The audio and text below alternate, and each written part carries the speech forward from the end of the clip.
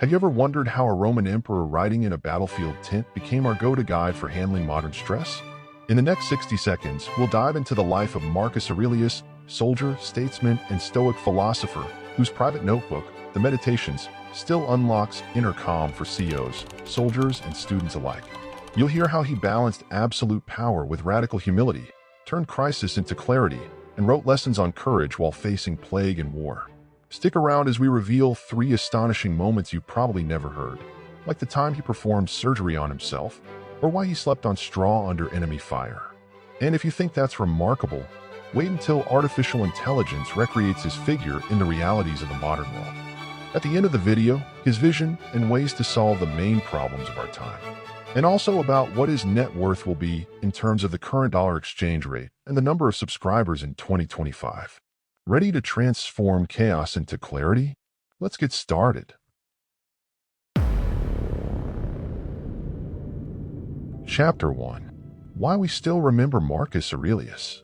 More than 17 centuries have passed since a young Roman boy named Marcus Annius Verus drew his first breath in the imperial capital of Rome, yet his name still resonates with students, soldiers, CEOs, and seekers of serenity around the globe.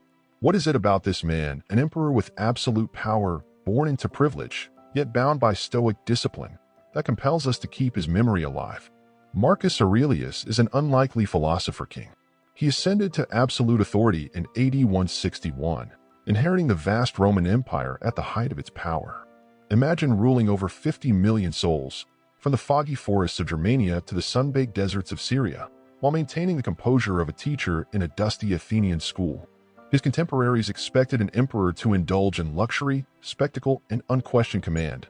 Instead, Marcus devoted hours each day to writing his private reflections, later compiled as Meditations, a personal diary of ethical exercises.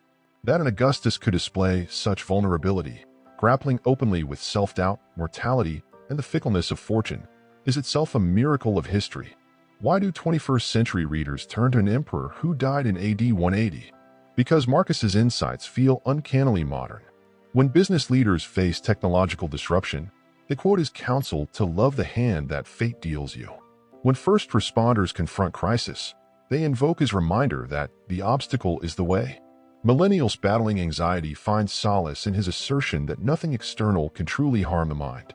The fragmentary diary of a Stoic ruler, never intended for publication, has become a global self-help manual, proof that his voice transcends both time and status.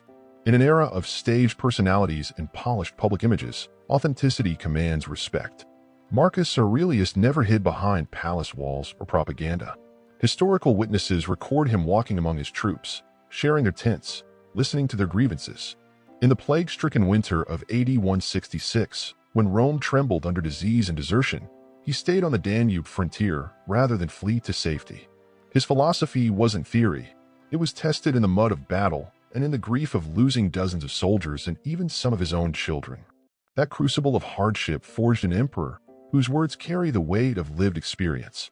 He created a bridge between power and humility. Marcus inherited imperial rule through adoption, a system engineered by Emperor Hadrian to ensure smooth succession. His adoptive father, Antoninus Pius, provided a peaceful reign, but Marcus chose a different path. He spent his years defending Rome's borders, not merely luxuriating in marble villas. Yet he never fancied himself above the laws that governed ordinary citizens. He famously declared that the best ruler is one who rules least, reminding posterity that power is a trust, not a trophy. In our age of political cynicism, his genuine humility remains an aspirational model. As with any other prominent figure, there was also some luck involved. Had Marcus died childless, or if his sons had been incompetent, the Meditations might have languished in a private library, lost, like so many ancient works. Instead, his son Commodus succeeded him, a figure notoriously vain and violent, whose misrule plunged Rome toward crisis. Ironically, Commodus's chaotic reign turned many of his father's words into a manual for how not to govern. Marcus's stoic insistence on restraint and duty became a stark counterpoint to his heir's excesses.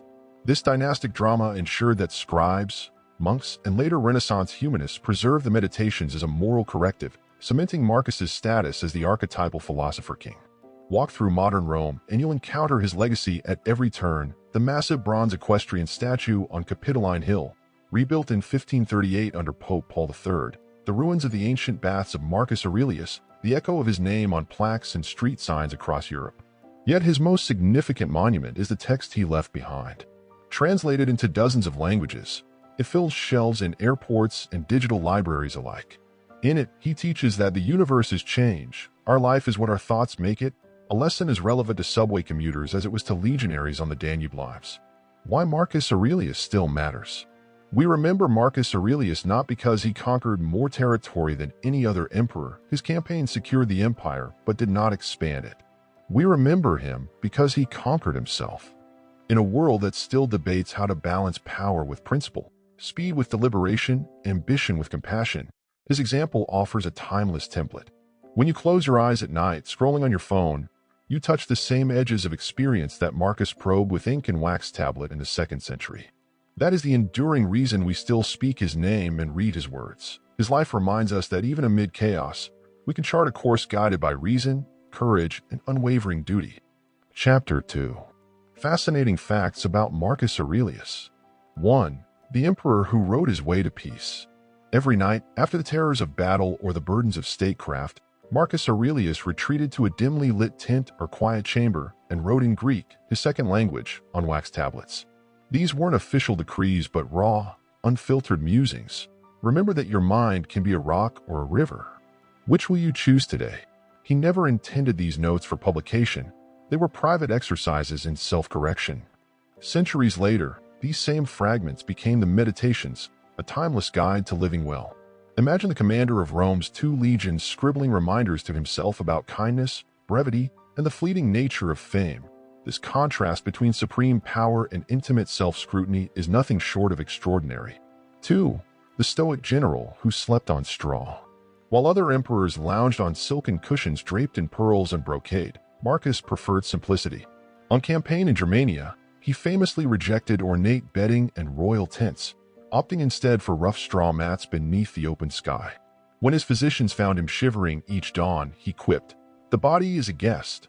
Let it dress and sleep as best it can." His soldiers admired him not only for his courage but for sharing their discomfort. In an age of extravagance, this choice of austerity underlined his belief that true luxury lies in freedom from need. 3. A friendship forged in stoicism and drama. One of Marcus's most revealing relationships was with his longtime tutor, Aelius Aristo, a fellow Stoic of modest background. Aristo reportedly once confronted the young prince. "You wear a crown, not a cloak of virtue." Marcus didn't bristle. Instead, he invited Aristo to dine as an equal, a radical act in a court obsessed with rank. According to later biographers, Aristo's unvarnished honesty kept Marcus grounded. Their friendship exemplified the Stoic ideal that a true philosopher is not defined by birth or title, but by the courage to speak truth to power. 4.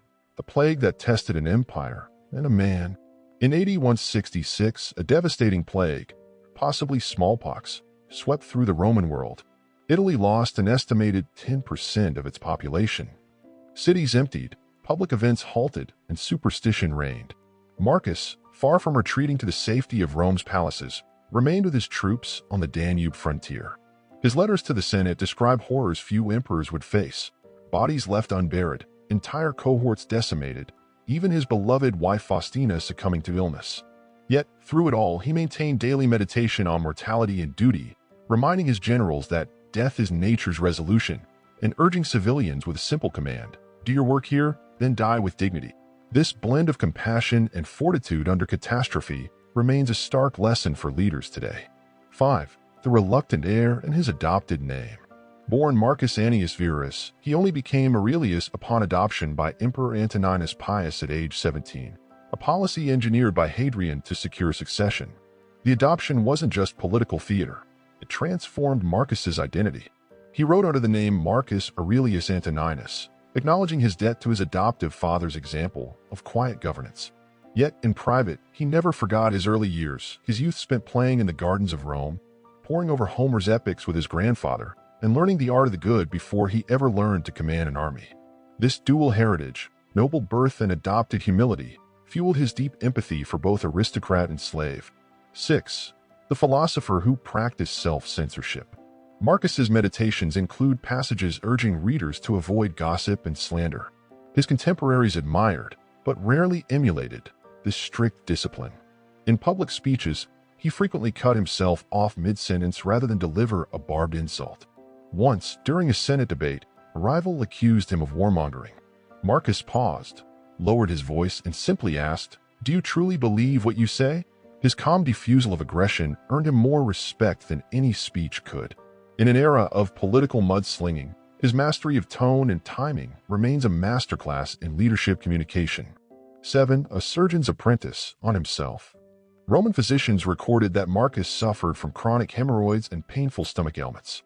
Rather than summon the court's best doctors, he learned basic surgery and medicine himself, practicing on the wounded and even performing minor procedures under a guide's instruction. He believed that caring for the body was not beneath an emperor, but part of the Stoic duty to serve. The same hands that held the scepter could hold a scalpel. This union of healing and rulership is a paradox that dazzles modern readers. 8. The secret vegetarian. Though carnage on the battlefield was his daily bread, quite literally, some accounts suggest Marcus experimented with a largely plant-based diet in private, writing that excessive meat consumption clouded the mind. He spoke of taming the appetite as the first step to self-mastery. While the details remain debated, the notion of a Roman emperor endorsing what we now call vegetarianism adds a surprising twist to his Stoic creed: moderation in all things, even meat. 9. The last of the 5 good emperors. Historians often group Marcus as the pinnacle of the so-called 5 good emperors: Nerva, Trajan, Hadrian, Antoninus Pius, and Marcus himself. Unlike his predecessors, he faced unprecedented military pressures and a devastating pandemic, yet maintained relative stability.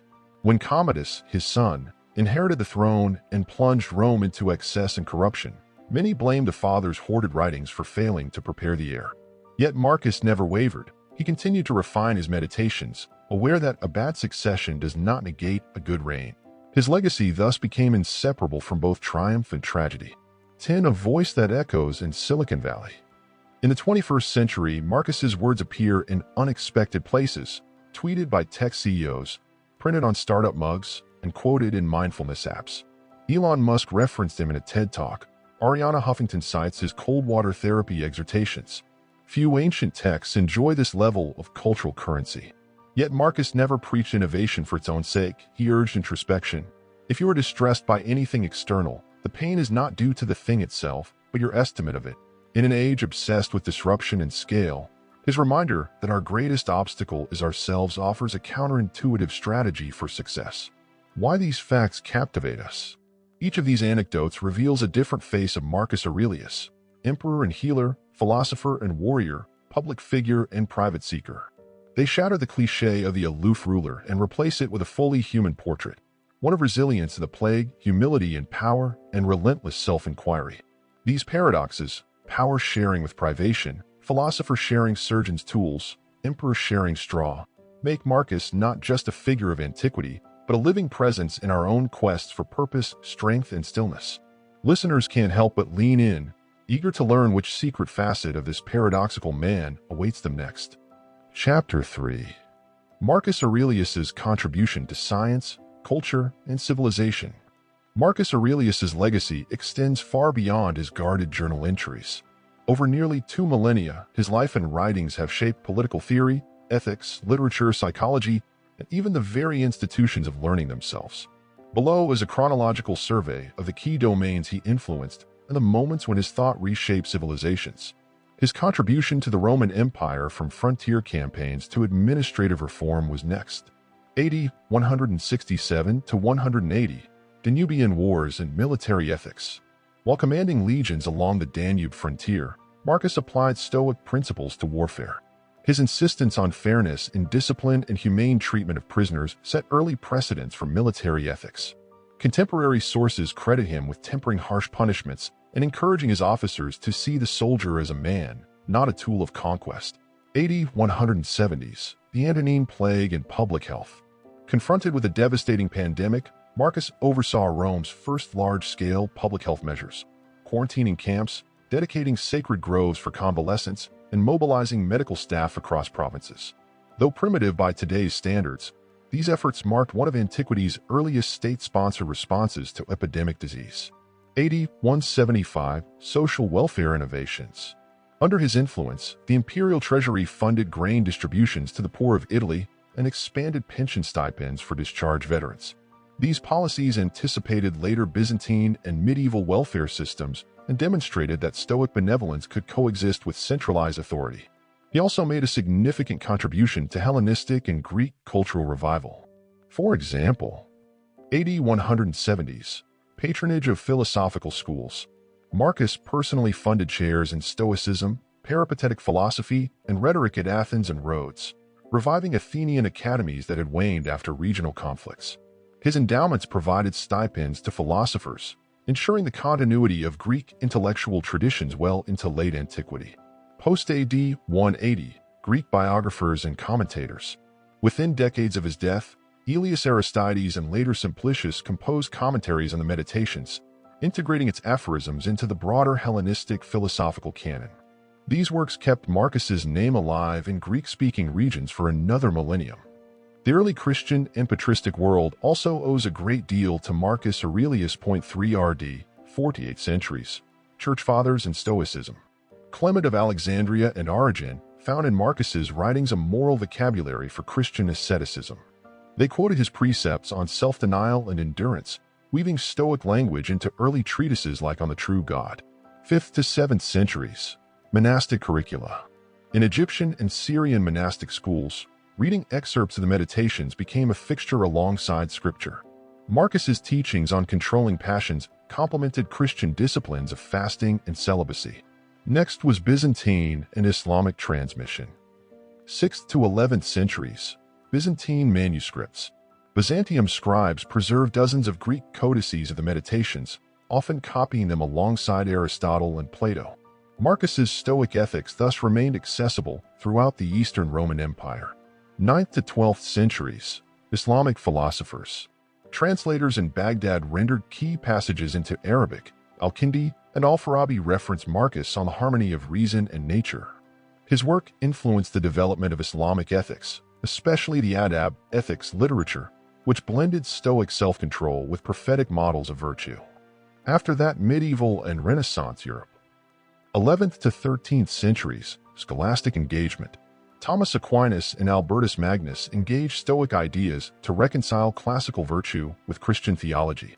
Though Marcus was never as central as Aristotle, his emphasis on natural law informed medieval debates about moral universals.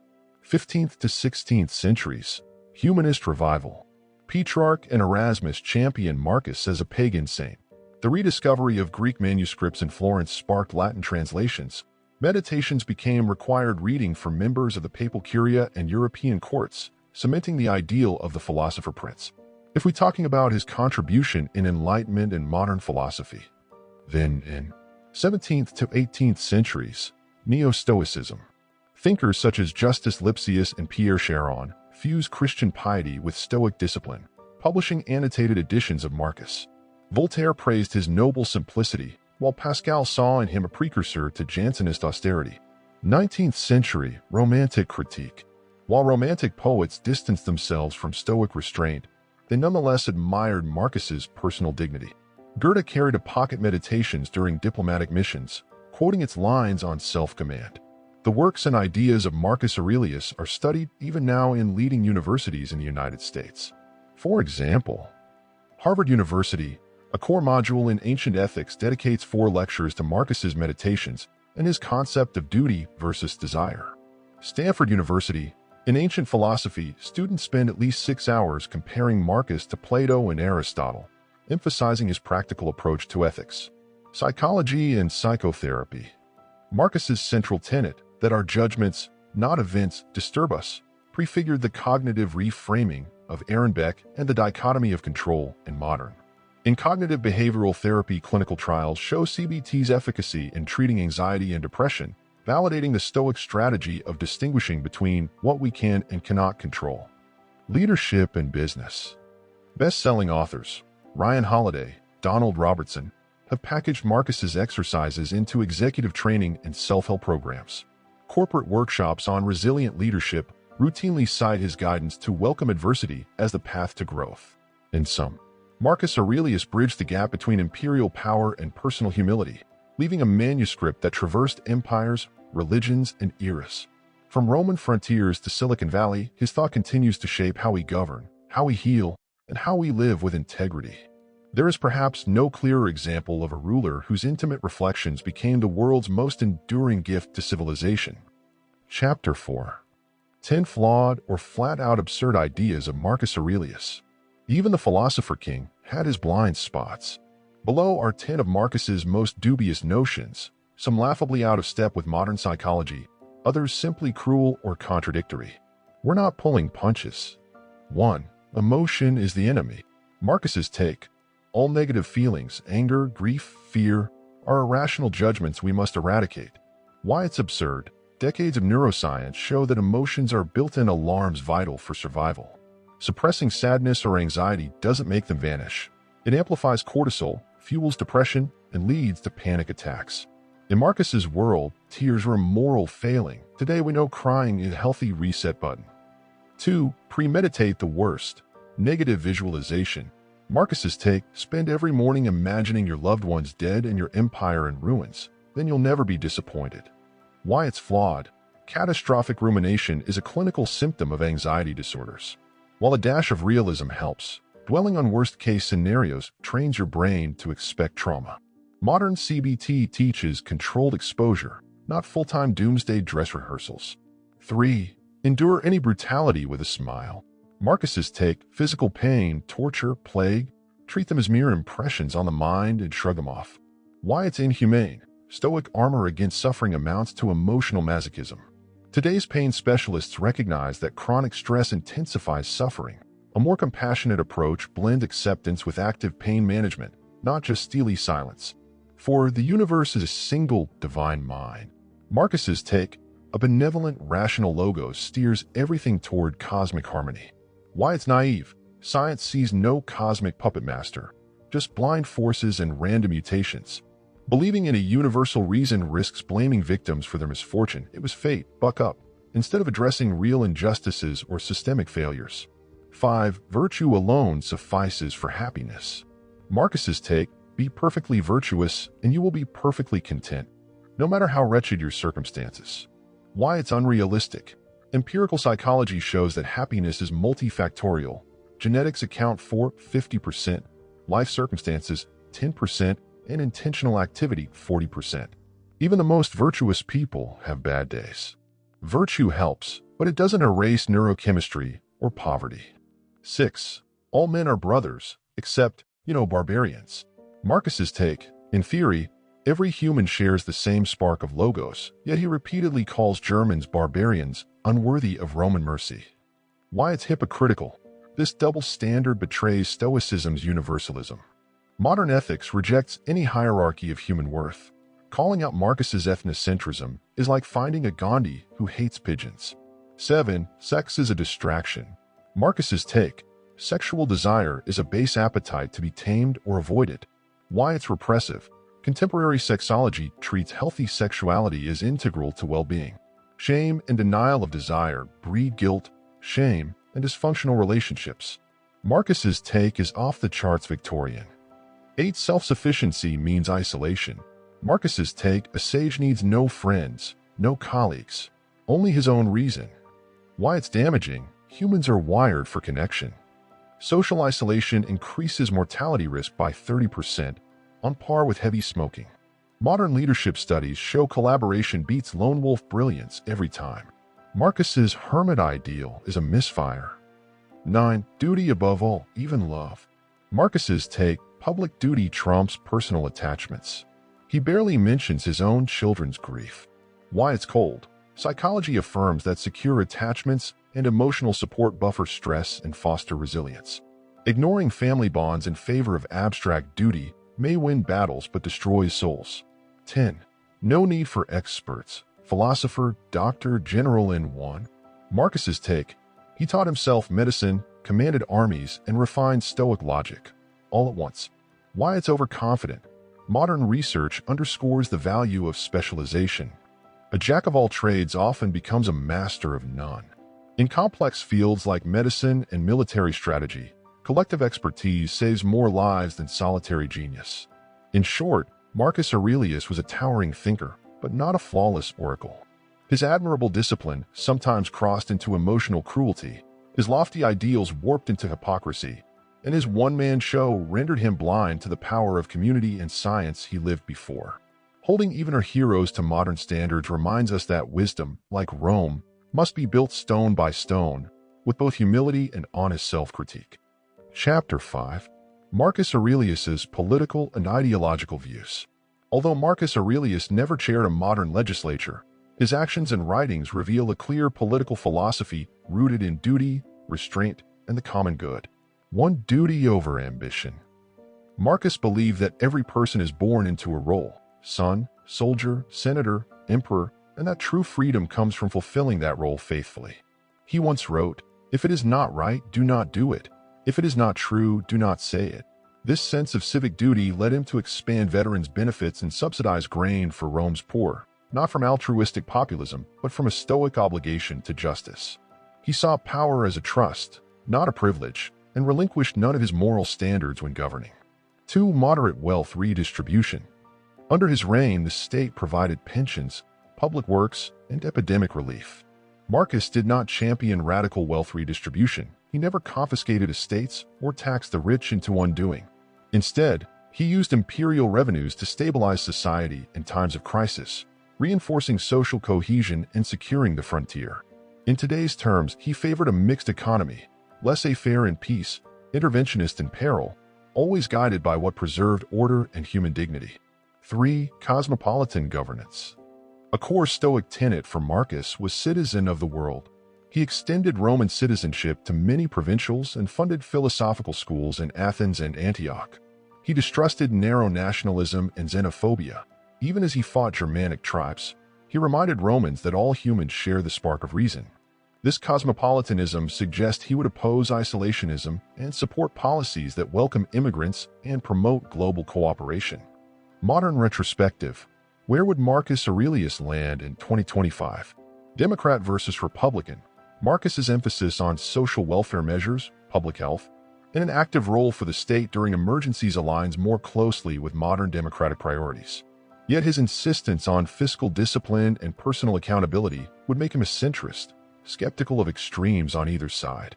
Socialist versus capitalist. He would likely be a capitalist with a conscience, supporting free markets to foster innovation, but endorsing targeted interventions, healthcare in a pandemic, veteran benefits, poverty relief, to uphold justice and stability. Individualist versus collectivist. Marcus was a firm individualist in ethics, urging each person to master their own mind, but collectivist in politics, viewing society as an interdependent organism. He would reject totalizing collectivism or communism, yet champion community responsibility and public institutions that serve the common good. In short, Marcus Aurelius in 2025 would be a pragmatic moderate, a center-left, market-oriented public servant who believes in individual virtue as the bedrock of a healthy, compassionate society. Chapter 6.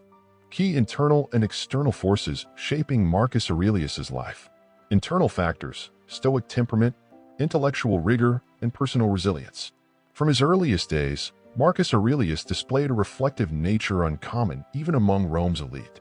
His tutor, the Stoic philosopher Junius Rusticus, taught him that the mind is a citadel that no external force can breach, an idea Marcus internalized so deeply that it became his anchor in moments of crisis. His relentless self-examination, recorded nightly in the Meditations, reveals a man bent on mastering his impulses, a habit that tempered rage on the battlefield and soothed grief when his children and comrades died. Yet this same inner resolve sometimes hardened into self-criticism so severe that he admonished himself for the smallest faults, driving himself to austerity even as he ruled an empire. In modern psychological parlance, Marcus's high conscientiousness and low neuroticism fueled his successes, but also risked burnout, as he rarely granted himself the grace he so readily extended to others. External factors: noble birth, adoption, and the plagues of empire. Born into the distinguished gens Aeneas, Marcus enjoyed every advantage of Roman aristocracy: elite education, familial connections to the imperial household, and early exposure to public service. His adoption by Emperor Antoninus Pius, part Hadrian's succession plan, propelled him from noble scion to Caesar at 17, a shift that conferred immense power but also unrelenting expectations. Military crises along the Danube, incessant border skirmishes, and the Antonine Plague repeatedly tested his leadership and compassion. Each outbreak of disease forced him to mobilize scarce resources and comfort a panicked populace, cementing his reputation as a crisis manager. And when his own son Commodus inherited the throne, Marcus's deathbed warning, "Be good to your own soul," echoed the tension between external legacy and internal virtue, as Rome's stability unraveled under his heir. Successes and failures, the interplay of character and circumstance. Marcus's personal integrity and philosophical discipline enabled him to implement social welfare programs, fund public health measures, and inspire future generations with his writings, achievements born at the intersection of conscience and authority. Yet his stoic detachment sometimes came across as emotional aloofness, estraining him from the very people he sought to protect. His refusal to indulge in the emperor's usual extravagance became fodder for critics who saw him as either too austere or insufficiently charismatic. When Commodus's misrule plunged Rome into decline, Marcus's failure to groom a capable successor stands as a poignant reminder that even the wisest cannot control every external outcome. Ultimately, his life exemplifies how profound inner strength can harness external power for good, and yet still fall short when tested by forces beyond any one man's control. Chapter 7. Social Status, Family Life, and Marcus Aurelius's Views on Women. Marcus Aurelius occupies a rarefied perch in history. Born into senatorial aristocracy and raised to the purple, he became the first philosopher emperor. Yet behind the ivory bust lies a deeply human story of love, loss, and evolving attitudes toward the women in his life. A noble pedigree and imperial ascension.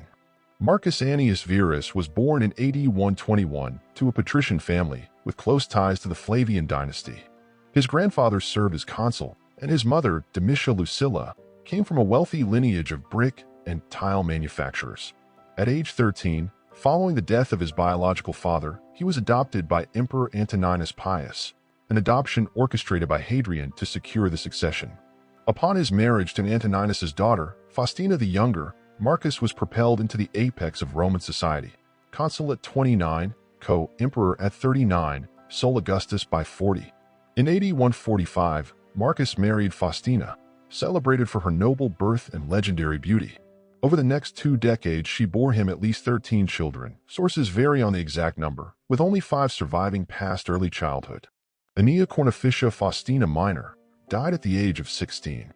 Likely succumbed as a child to epidemic disease, her exact fate is unrecorded, but almost all children of nobles were exposed to the same camp fevers that devastated the legions. Lucilla died at the age of 34. Reached adulthood and even ruled briefly as co-empress, but after participating, or being accused of participating, in a conspiracy against her brother Commodus, she was executed, beheaded, or strangled on charges of treason. Commodus died at the age of 31. Survived into adulthood but died violently at age 31 when palace conspirators strangled him in his bath, ending the Antonine line. Unnamed son and unnamed daughter died in infancy. They fell victim to the Antonine Plague, a probable smallpox or measles outbreak beginning in 165 AD, or to myriad childhood illnesses exacerbated by malnutrition and crowded living conditions. Even an emperor's household could not escape the lethal combination of epidemic disease, inadequate pediatric care, and the period's belief that sharp purges of the humors, through bleeding or purging, might cure rather than kill. In short, Marcus's progeny were felled not by a single exotic poison but by the commonplace scourges of the ancient world, and in the cases of Lucilla and Commodus, by the lethal intrigue that so often surrounds absolute power. Their offspring illustrate Marcus's dual legacy of triumph and tragedy. Lucilla married his co-emperor Lucius Verus, later plotted against Commodus, and was executed for treason, tragically demonstrating that imperial blood offered no immunity from political violence. Commodus, groomed from childhood, ascended in AD 180 and reversed his father's policies in favor of lavish spectacles and autocracy, earning infamy as one of Rome's worst emperors. None of Marcus's children inherited his stoic steadiness or intellectual rigor, faithful consort, or courtly rumors. Ancient gossip, especially from the sensationalist historian Cassius Dio, claims Faustina carried on liaisons with court officials while Marcus fought frontiers. Yet no credible records confirm these rumors, and Marcus never alludes to marital infidelity in his private writings. Instead, he praises the comfort of a good wife and urges gratitude for the companionship she provides. Unlike many emperors notorious for multiple mistresses, Marcus leaves no evidence of official concubines or public affairs. His measured silence suggests a marriage conducted with mutual respect, even amid the pressures of war and rule. From young groom to Stoic patriarch, evolving interactions. Youthful partnership. Early in their marriage, Marcus viewed Faustina as a fellow aristocrat, hosting dinner parties, sponsoring charitable games, and presiding over social rituals. He wrote little about these public roles but likely valued her political acumen and alliance building. Mature reflection. As years of warfare and personal loss piled on, his tone shifts. In the Meditations, he reflects on the fleeting nature of beauty and the importance of inner virtue over external allure, perhaps shaped by Faustina's own aging and the deaths of their children. He counsels himself not to be angered by faults in others, even in those whom you cherish most, suggesting a paternal compassion that tempers romantic idealism. Late life perspective. In his final campaigns, Marcus's concern widens to the well-being of all women in his realm, encouraging governors to protect widows and orphans, to ensure grain rations for mothers, and to curb exploitation. These policies reveal a Stoic commitment to universal justice, extending his private reflections into public advocacy. Regarding gender norms, his thoughts were as follows. Stoicism taught Marcus that rationality is the distinguishing mark of humanity, regardless of gender. He asserts that women partake of reason, and that complaining about womanly weakness overlooks their capacity for wisdom. Yet he never challenges the patriarchal structures of his day. Roman women remained barred from formal political power, dependent on male guardianship. Marcus's views blend progressive respect for women's minds with acceptance of his society's gender hierarchy. Would modern feminists cancel Marcus? Likely praise for his insistence on women's rational nature and moral agency. His public policies to protect vulnerable women, widows, female war captives, and the poor. His private admonitions against misogynistic gossip and slander. Probable criticism for his unchallenged acceptance of patriarchal institutions and gender roles. Occasional remarks about female vanity and emotional excess that echo antiquated stereotypes. His failure to champion legal reforms granting women full civic rights. In sum, Marcus Aurelius's relationship with women was shaped by noble partnership, personal loss, and Stoic principle, filtered through the biases of 2nd century Rome. He neither celebrated nor damned his gender peers outright, but sought balance between affection and philosophical detachment. Modern observers would find him remarkably respectful for his era, yet undeniably limited by the norms he never questioned. Chapter 8. AI Generation. Who would Marcus Aurelius be in the 21st century? Imagine Marcus Annius Verus reborn in mid-20th century America, let's say born in 1950 in suburban Virginia. His mother, a university dean of classics, and his father, a decorated naval officer turned state legislator, instill in him a love of history and public service. He excels in school, winning scholarships to a prestigious liberal arts college, think Amherst or Williams, where he majors in philosophy and classics.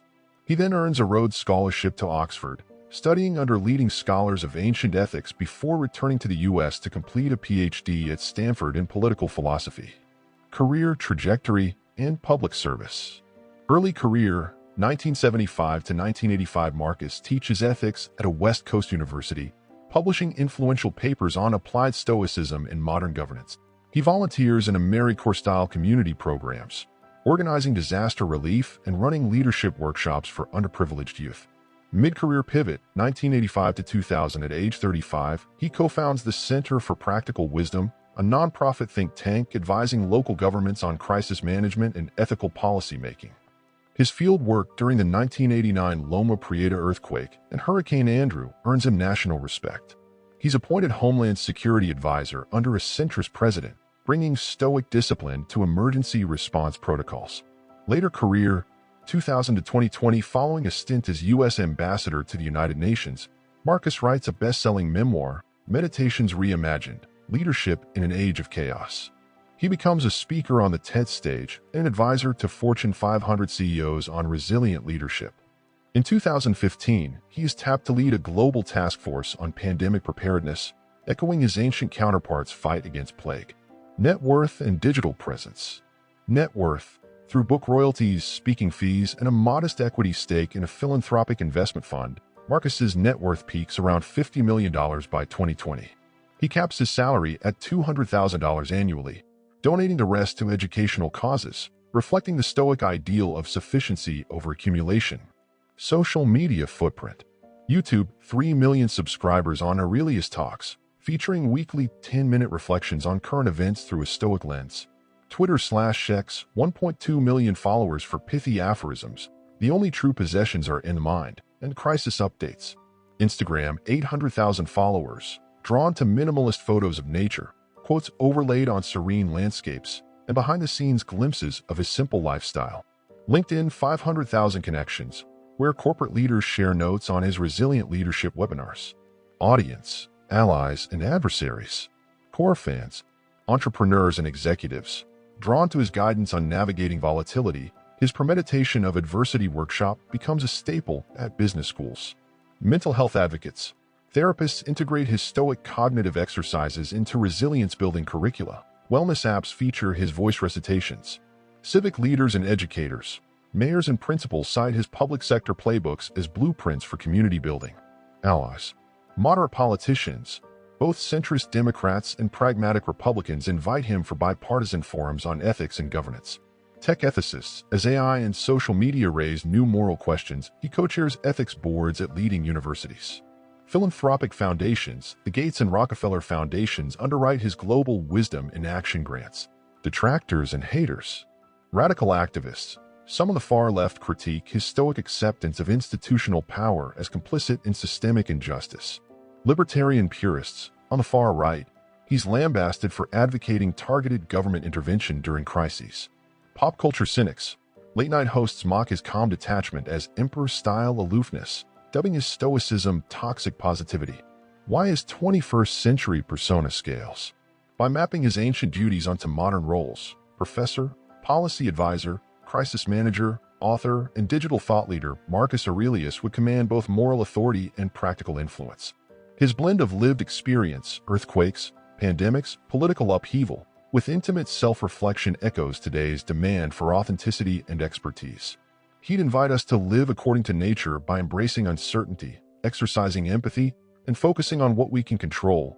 Lessons as vital now amid global challenges as they were on the Roman frontiers nearly 2 millennia ago. This concludes our journey through the life and teachings of Marcus Aurelius. He showed us how to combine power and humility, how to find inner stability in the chaos of the world, and how to serve the common good. If you like this video, subscribe to the channel so you don't miss our new stories about great thinkers. Write in the comments which of Marcus Aurelius' ideas inspired you the most, or write about whom you should make the next video.